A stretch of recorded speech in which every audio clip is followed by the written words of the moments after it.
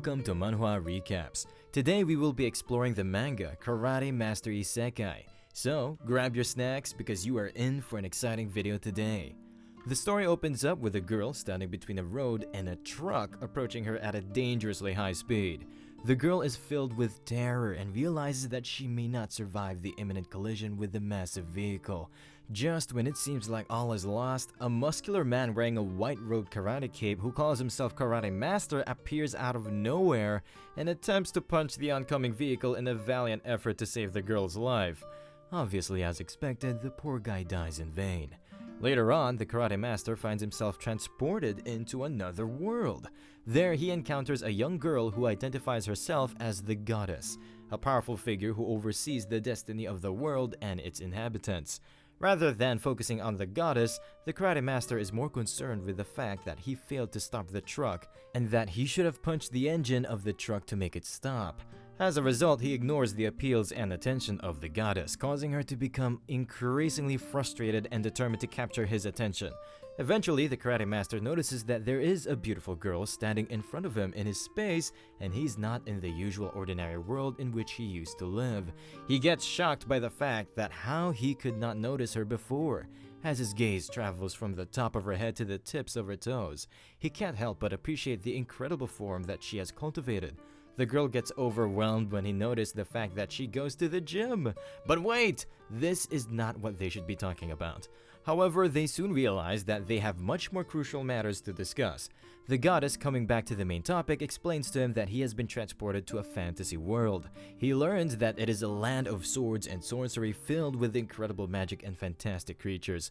Furthermore, he finds that there are monsters in this world of all shapes and sizes who throw fire and stuff. Despite the dangers of this new world, the Karate Master becomes excited by the prospect of testing and mastering his karate skills against the monsters that inhabit it. He is overwhelmed with gratitude at the opportunity to become the best karate expert once again, thanks to the seemingly divine intervention that brought him to this new world. As he does not originally belong to this world, he will be known as a transmigrator. Transmigrators are the one who are summoned into this world from any other world after dying there. The Goddess further tells him that transmigrators can get a cheat skill from which they can get magic from any other dimension which surpasses the human power limits. Simply putting, the transmigrators can surpass the first law of thermodynamics, which allows them to do superhuman things. Unfortunately, he does not find this power exciting because he only wants to enhance his karate power. To him, becoming a superhuman with great magical powers rather than a karate master is pointless if he does not achieve it through his own efforts. He believes that his karate skills are already powerful enough and he has no need for magical abilities. However, she warns him that transmigrators like him have the tendency to die, and she saw many transmigrators die fighting with the monsters even though they had superhuman powers. But the Karate Master is undeterred. He believes that if he dies, that simply means his karate powers were not strong enough. However, the Goddess has a purpose to summon him into this world, and she just could not let him die once again, so she will keep checking on him. The Karate Man does not listen to the Goddess and vanishes through a portal in mid-air.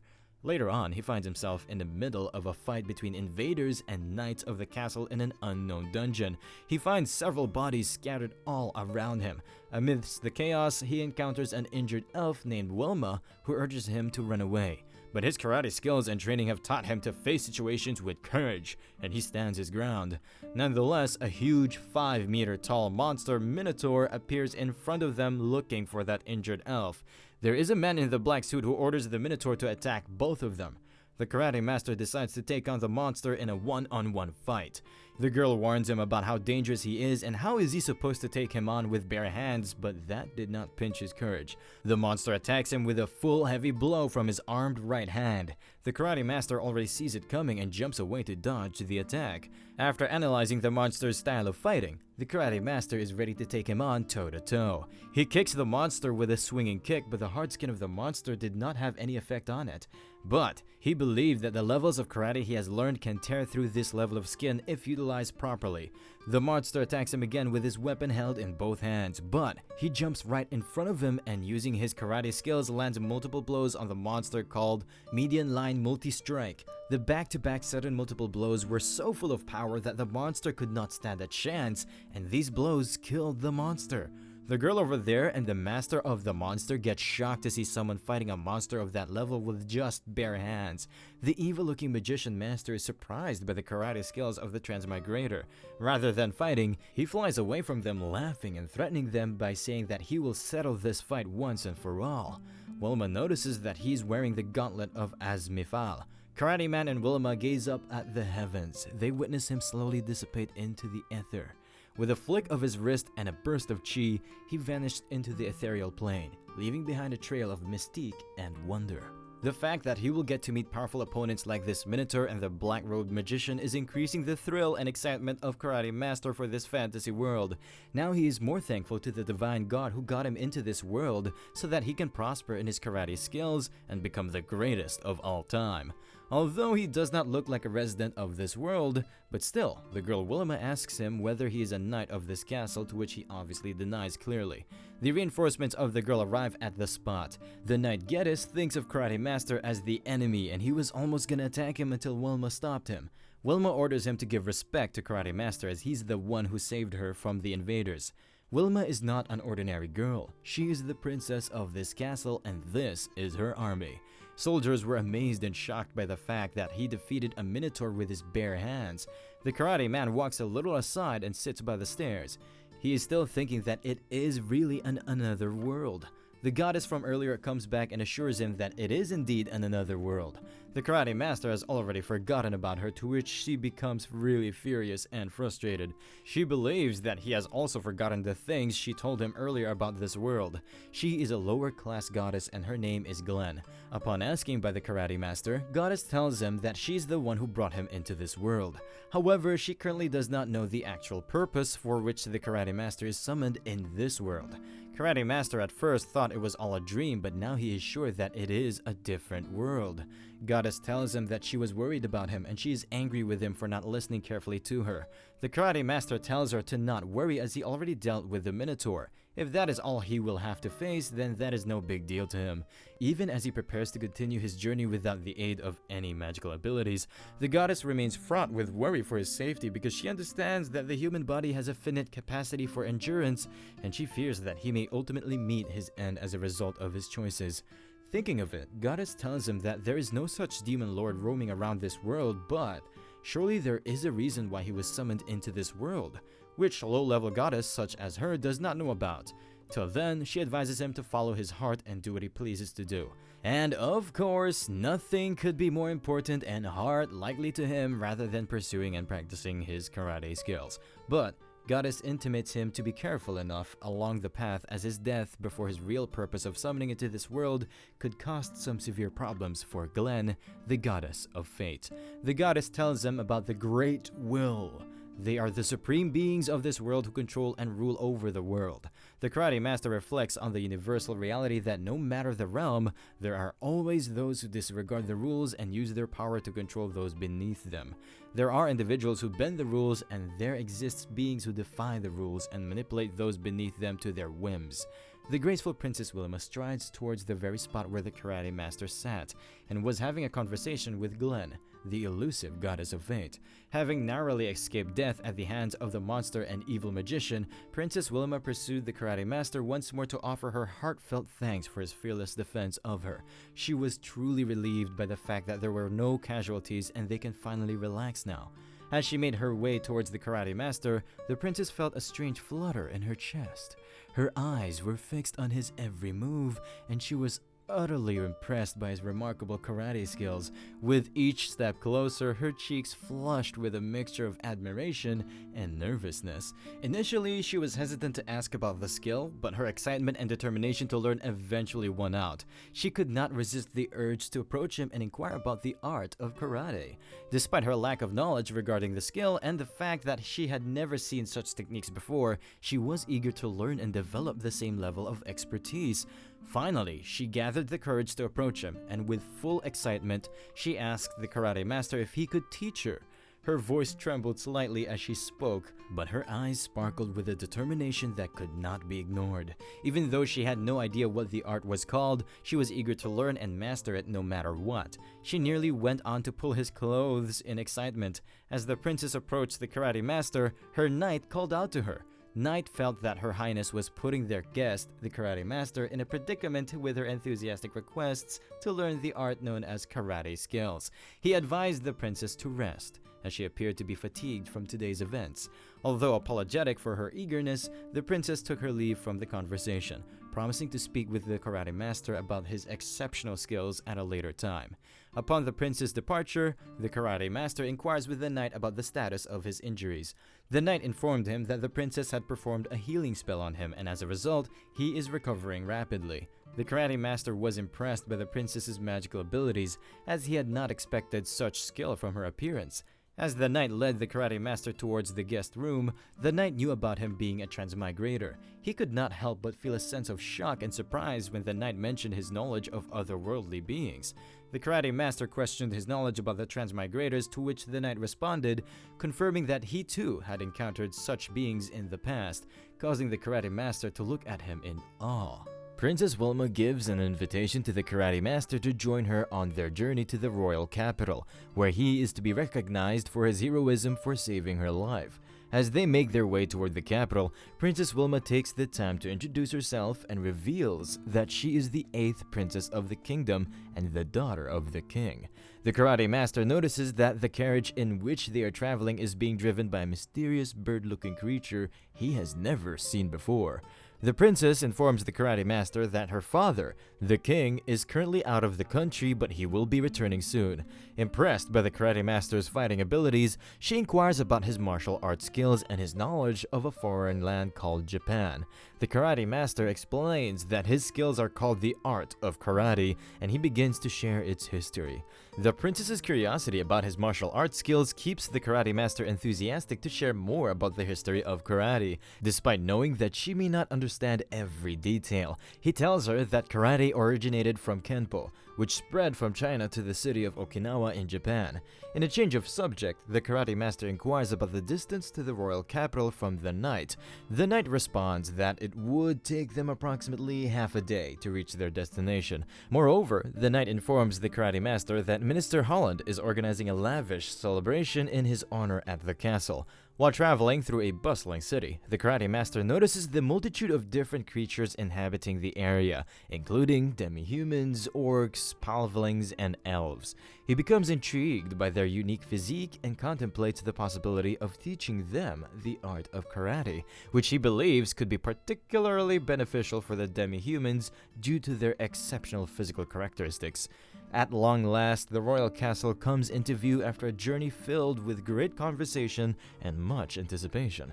The karate master is greeted with open arms as the Lord Planeswalker by Duke Holland, who represents the king on this consequential occasion. The Planeswalkers are an interesting bunch of people, visitors from the same other world as the hero who once defeated the Demon Lord. They bring with them an air of mystery and excitement that is palpable throughout the castle. However, the joy of the moment is short-lived as the Lord Holland proceeds to make fun of the karate master's attire. He jests at the white robe that the karate master is wearing, claiming that it looks unkempt and is unfit for the castle's formal setting. The karate master feels humiliated as the other people in the castle begin to laugh at his expense. Nevertheless, he manages to maintain his composure and dignity, not wanting to cause a scene. The princess fumes with anger at the treatment of her esteemed guest. She is pissed at Lord Holland for making fun of the karate master, whose bravery and quick thinking had saved her from certain death at the hands of a savage Minotaur. Though Duke Holland offers a tepid apology, he invites the karate master to partake in the castle's Thanksgiving celebration, assuring him that the fare will be quite humongous along with drinks. Once again, he mocks him to keep wearing his unkempt rag. Despite risking his own life to save the princess from the Minotaur, the karate master is made acutely aware of his transmigratory status in this strange, otherworldly land. While the ruling elite, led by the haughty Lord Holland, make a show of honoring him at the Thanksgiving party. Lord Holland, with his higher social status, seems to overshadow the karate master, reminding him of his lowly position. The karate master is no stranger to be treated as an outsider, having faced criticism for his unorthodox karate techniques and unconventional behavior even in his own world. As he is ridiculed by Lord Holland and his peers, Princess Wilma moves to tears. The karate master gets on his knees and bows before them. Judging by the scenario, it is a symbol of his deep hurt, but it serves to express his profound respect. As Zare, the kneeing bow is the highest form of reverence a karate master can offer. Seeking to enlighten those around him, he explains that his tattered white karate dogi is no mere garment, but a symbol of purity and selflessness, worn only by those who are willing to confront the harsh realities of combat and embrace the truth. It is also known as the death robe, and it serves as a testament to the wearer's courage. The karate master's bow is truly formidable, leaving Lord Holland struggling to catch his breath. Despite the hostility of his surroundings, the karate master is willing to defend his honor and fight anyone who challenges him, unafraid to use his skills to the best of his ability. Lord Holland's temper flares at the karate master's unconventional behavior, demanding that he demonstrate his martial arts called karate in a contest against his elite swordsman Bergens. The Bergen can kill a Minotaur with a single blow. The princess wants to call off this unfair fight. However, the karate master stands his ground, eager to demonstrate his skill and determination in the face of overwhelming odds. Bergen is a renowned swordsman who serves Lord Holland. His muscular form is encased in armor that covers him completely from head to toe. The helmet he wears provides extra protection for his head and neck, and he carries a variety of state-of-the-art weapons that make him a formidable opponent in battle. With his full-body steel armor and massive shield, Bergen, Lord Holland's elite swordsman, presents an almost unbeatable challenge to any potential foe.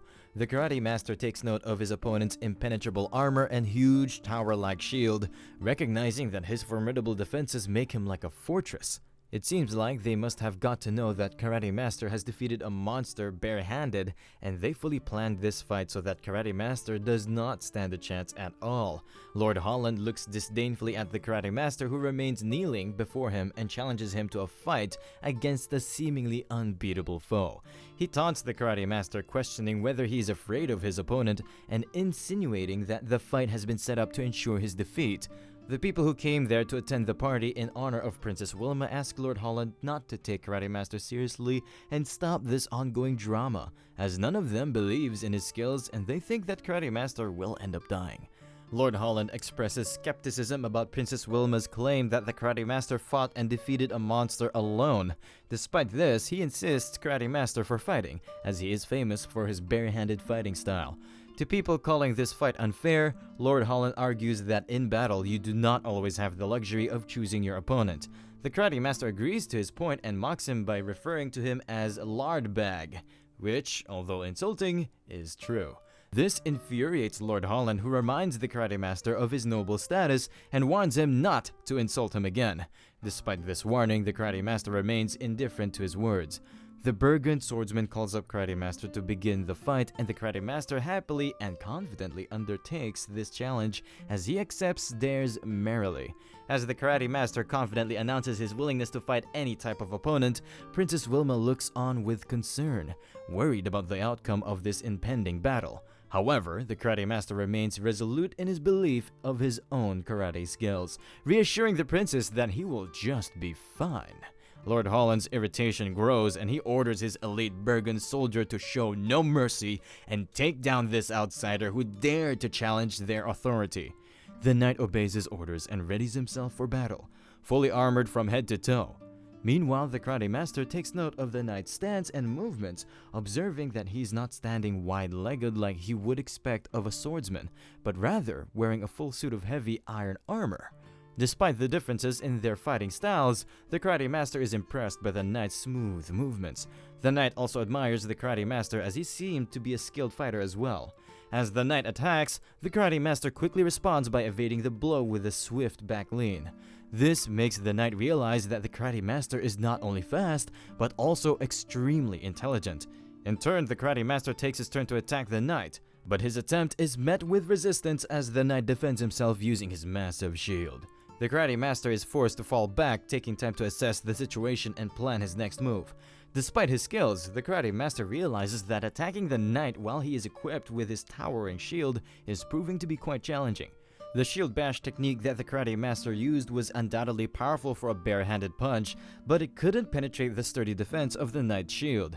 Despite his best efforts, the karate master is struggling to find a way to overcome the knight's armor, as he continues to try and strike at the knight's weak spots.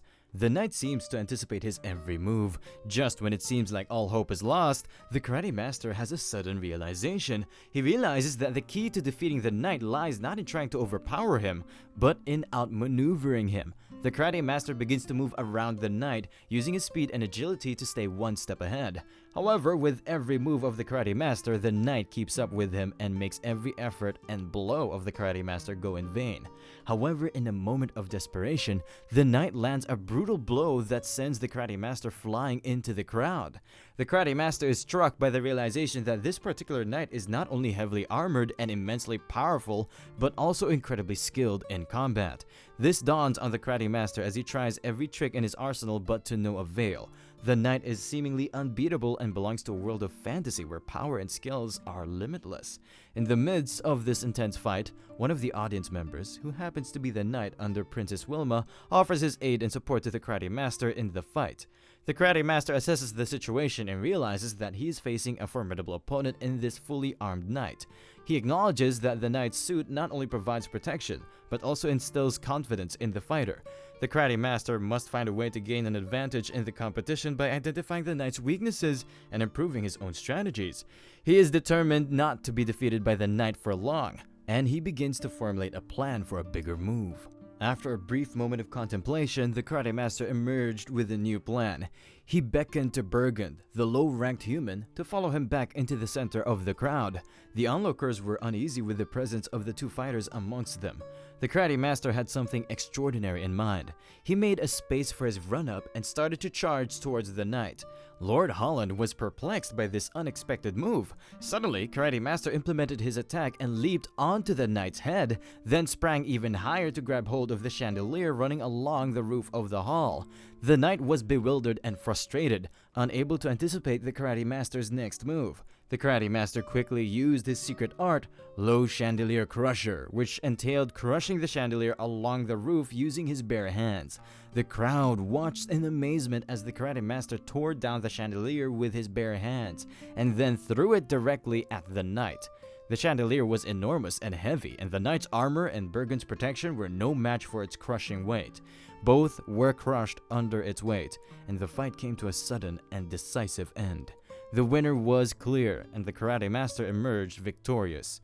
The Karate Master's clever use of the environment to gain an advantage over his opponent was a testament to his ingenuity and skill as a fighter. It was evident that he had been studying his opponent, analyzing his strengths and weaknesses, and devising a strategy that would give him an edge in battle. The crowd and Lord Holland were left stunned by the outcome of the fight, their expectations completely overturned by the Karate Master's unexpected strategy. It was clear that they had witnessed something truly remarkable, and that the Karate Master was a force to be reckoned with in the realm of combat. Princess Wilma couldn't believe her eyes as she witnessed the latest move from the Karate Master. The entire hall was left in stunned silence, mouths agape as they tried to comprehend what they had just seen. The Karate Master had managed to take down the armed knight Bergen in the most unconventional way possible, but amidst the shock and amazement of the crowd, one person was not impressed at all. Lord Holland, the host of the event, couldn't digest the fact that the Karate Master had won using such an unconventional move. He immediately called the Karate Master out, accusing him of cheating and playing unfairly. The Karate Master, however, was quick to defend himself. He explained that fighting is not just about physical strength and weapons, but it's also an art of exploring options. The one who is able to explore these options and use them to their advantage is the winner. In this case, the Karate Master had seen an opportunity in the chandelier hanging above his head. As he was fighting against a knight armed with a sword, he realized that his only option was to use the chandelier. The knight had made the mistake of underestimating the Karate Master's abilities and took him lightly. The Karate Master seized the opportunity to show him that he was not to be underestimated. He made use of his surroundings and the chandelier to defeat the armed knight. The atmosphere in the hall was tense as Lord Holland refused to accept the Karate Master's victory, instead choosing to make excuses and accusations of cheating. Princess Wilma, however, was not having any of it and became visibly angry at the Holland's behavior. She pointed out that he should be ashamed of his defeat rather than making baseless accusations against the karate master. Despite her words, Lord Holland continued to belittle the karate master, calling him a monkey and accusing him of using cheap tricks. The karate master, however, remained calm and composed in the face of these insults. He knew that his victory had been fair and that he had used his skills and intelligence to outwit the knight. As the karate master called for round 2, the Bergen rose up from his seat, full of rage and determination to take down his opponent. The karate master, however, had a new strategy in mind.